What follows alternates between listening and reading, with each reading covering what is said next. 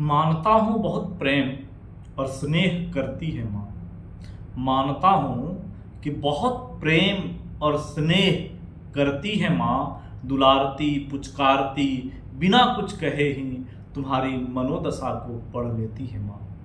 दुनिया ने जितने भी कवि हुए उन्होंने माँ पे बहुत कुछ लिखा है। अक्सर अभी मातृ दिवस थी, महिला दिवस थी 8 मार्च को, तो महिलाओं पे भी बहुत कविता थी, विमेंस एम्पावरमेंट पे थी, बहुत सारी कहानियाँ थी। माँ की जगह कोई नहीं ले सकता और उनकी महिमा भी अपरंपार है। गाथाएं पे बहुत लिखी गई है, बट पिता पे बहुत कम लिखा गया। तो अभी एक कविता हमने बहुत पहले, चूंकि वो पढ़ी थी और लिखी भी थी, कि हार मानती नहीं है नारी। जो महिलाएं हैं वो हार नहीं मानती हैं, उनसे हार मनवाया जाता है। और माँ पर भी बहुत सारी कविताएं हैं, तो उन्हीं में से जोड़ के पिता का क्या एक एहसास है वो इस कविता के माध्यम से जोड़ने की कोशिश किया हूँ। बिल्कुल नया है, सुनिएगा, अच्छा लगे प्रतिक्रिया भी व्यक्त करिएगा अपनी सोशल मीडिया ग्रुप में। देखता हूँ क्या लिखता हूँ मैं। कि मानता हूँ बहुत प्रेम और स्नेह करती है माँ। माँ की ये परिभाषा ही होती है, स्नेह की प्रतिमूर्ति होती है वो। मानता हूँ बहुत प्रेम और स्नेह करती है माँ। दुलारती पुचकारती बिना कुछ कहे ही तुम्हारी मनोदशा को भी पढ़ लेती है माँ। परंतु जमाने से जो लड़ना सिखाता, हर परिस्थितियों में आगे बढ़ना सिखाता, अच्छे को अच्छा। जमाने में जो लड़ना सिखाता, हर परिस्थितियों में आगे बढ़ना सिखाता, अच्छे को अच्छा बुरे को बुरा समझने की तरकीब बताता, वो शख्स कोई और नहीं, केवल और केवल बाप होता है। समझिएगा लाइनों को। जीवन जीने के लिए प्रेम और स्नेह के साथ आप में एक परिपक्वता, एक बाहरी दुनिया से लड़ने की अदृश्य शक्तियाँ, पहचानने की शक्तियाँ, ये बहुत ही एक ऐसे गूढ़ रहस्यमय गुण हैं जो आपके अंदर होना जरूरी है। और ये किताबों से नहीं आती, किताबें पढ़ के नहीं आती, ये अनुभव से आता। और अपने उम्र के साथ जो आपके पिता ने एक अनुभव कमाई है, कहा जाए एक तरह से, वो सब के सब आपके ऊपर, वो आज के ज़माने की ब्लूटूथ वाईफाई है ना, और ट्रांसफ़र होती है धीरे धीरे। आप कितने अडॉप्ट करते हैं। तो क्या कहती है कविता कि मानता हूँ बहुत प्रेम और स्नेह करती है माँ। दुलारती पुचकारती बिना कुछ कहे ही तुम्हारी मनोदशा को भी पढ़ लेती है माँ। परंतु जमाने से जो लड़ना सिखाता, हर परिस्थितियों में आगे बढ़ना सिखाता, अच्छे को अच्छा बुरे को बुरा समझने की तरकीब बताता, वो शख्स कोई और नहीं, केवल और केवल बाप होता। केवल और केवल बाप होता। माँ 9 महीने गर्भ में पालती है। माँ 9 महीने गर्भ में पालती है, अनगिनत असहनीय तात्क्षणिक दर्द भी सहती है और कई बार सहती है, शौक से सहती है, कभी दुखी मन से नहीं सहती है। माँ 9 महीने गर्भ में पालती, अनगिनत असहनीय तात्क्षणिक दर्द भी सहती है और कई बार सहती है, शौक से सहती है, पर सृजन के पूर्व से मौत के द्वार तक हर क्षण हर पल अपने दिमाग में शैशव काल की विषम परिस्थितियों से, पर सृजन के पूर्व से मौत के द्वार तक हर क्षण हर पल अपने दिमाग में शैशव काल की विषम परिस्थितियों से, युवा अवस्था की हरेक विपरीत पहलुओं पर गिद्ध नजर रखते हुए। लगता है हमें कि पिताजी की ध्यान नहीं दे रहे हैं, पर उनकी हर मोमेंट, आपकी हर मोमेंट पे उनकी हर नजर रहती है। पर सृजन के पूर्व से मौत के द्वार तक हर क्षण हर पल अपने दिमाग में शैशव काल की विषम परिस्थितियों से, युवा अवस्था की हरेक विपरीत पहलुओं पर गिद्ध नजर रखते हुए, जमाने की नजरों में आसमान की बुलंदियों पर तुम्हें सितारों सा चमकाने में। हर किसी की इच्छा होती है कि तुम ध्रुव तारा बनो।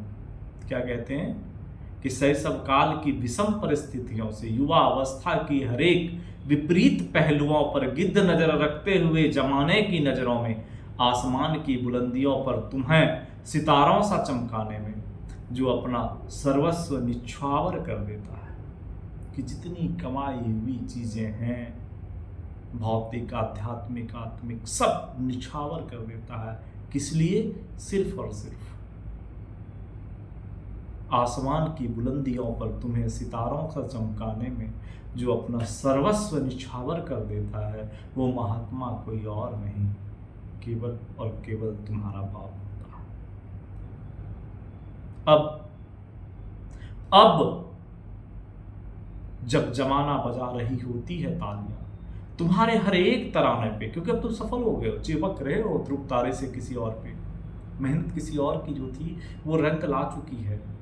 तो अब जब जमाना बजा रही होती है तालियां तुम्हारे हर एक तरानों पर, हवाओं का रुख भी बदल जा रही है तुम्हारे हर एक इशारों पर, अपने अपने व्यस्त समय से थोड़ा समय चुरा कर देखना उनके तरफ।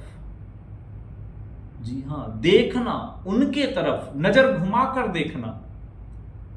माँ बाप भी किसी एक कोने में अपने छोटे से आशियाने में याद करके तुम्हारा बचपन किस्सा सुना रहे होंगे, तुम्हारी सफलता और संघर्ष के अपनी अपनी टोलियों में। हर उम्र की अपनी टोलियां होती है। अब जब जमाना बजा रही होती है तालियां तुम्हारे हर एक तरानों पर, हवाओं का रुख भी बदल जा रही है तुम्हारे हर एक इशारों पर, अपने अपने व्यस्त समय से थोड़ा समय चुरा कर देखना उनके तरफ, हर नजर घुमाकर देखना। माँ बाप भी किसी एक कोने में अपने छोटे से आशियाने में याद करके तुम्हारा बचपन किस्सा सुना रहे होंगे, याद करके तुम्हारा बचपन किस्सा सुना रहे होंगे, तुम्हारी सफलता और संघर्ष के अपनी अपनी टोलियों में, हम उम्र के हम जोलियों में। क्योंकि वो एक उम्र की जो अपनी गुप्त बैठक है, मीटिंग है, वहां पे लोग अपनी अपनी कहानियां, किस्सा, अपनी अपनी बड़प्पन व्यक्त बयां कर रहे हैं। अपने छोटे से आशियाने में याद करके तुम्हारा बचपन किस्सा सुना रहे होंगे, तुम्हारी सफलता और संघर्ष के अपनी अपनी टोलियों में, हम उम्र के हम जोलियों में, और उन कहानियों के बीच बीच में सुनिएगा अब जरा, और उन कहानियों के बीच बीच में अगर गर्व से सीना ताने, मुझ पर हाथ फेरे, हृदय में किंग कर्तव्य विमूढ़ सा जो एक टीस महसूस कर रहा होता, वो शख्स कोई और नहीं, वो तुम्हारा बाप होगा।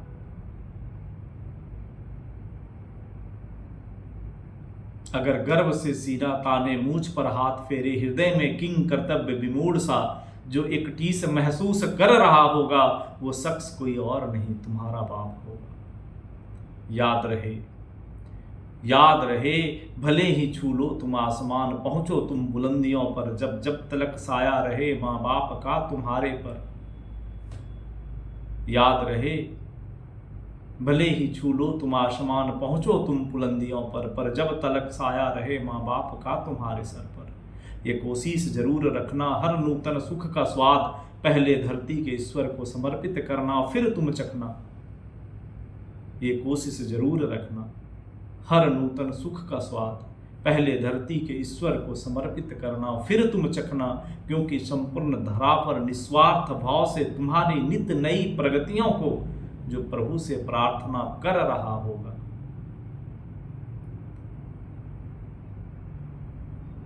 क्योंकि संपूर्ण धरा पर निस्वार्थ भाव से तुम्हारी नित नई प्रगति को जो प्रभु से प्रार्थना कर रहा होगा, वो केवल और केवल जीवंत देव स्वरूप तुम्हारा माँ बाप ही होगा, तुम्हारा माँ बाप ही होगा।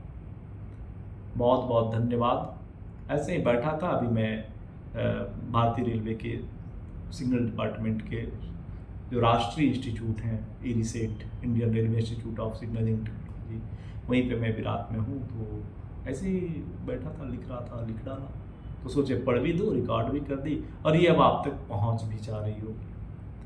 तो फीडबैक का इंतजार रहेगा, कैसी रही कविता, और बाकी कुछ व्याकरण की त्रुटि होगी तो क्षमा प्रार्थी होंगे। हिंदी के PhD ना है, ना ही हिंदी के इतने बड़े ज्ञाता हैं, तो कुछ न कुछ त्रुटियाँ रह सकती हैं। धन्यवाद पुनः एक बार। कविता अच्छी लगी तो लाइक कमेंट शेयर जरूर करेंगे।